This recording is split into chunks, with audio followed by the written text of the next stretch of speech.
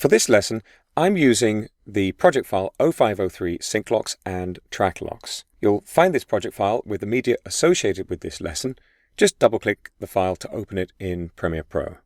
While developing a sequence, it's easy to click on something and make a change and then realize later you'd wanted it left as it was. Premiere Pro includes two ways to keep things as they should be on the timeline, and they become more and more useful as your sequence becomes more complex. In this sequence, we've got a few tracks with some visuals. There's some video clips, there's even some titles. We've also got a couple of tracks with music and voiceover. If I trim this first clip, this great forest shot, using the Ripple Edit tool, all of the clips after it are going to move. Not the music clip, because it begins before the edit that I'm changing. I'm just going to undo this.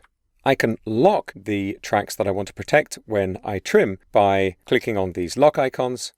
But then I've got a problem, because if I drag to adjust the timing of this edit, I'm leaving behind these voiceover clips that I do want to move with my shots. So I'll just undo. I need these voiceover clips to move with my visuals, but I'm happy for the timing of the music to change. So I'm going to unlock the Audio 3 track, and now when I trim, these voiceover clips move as well.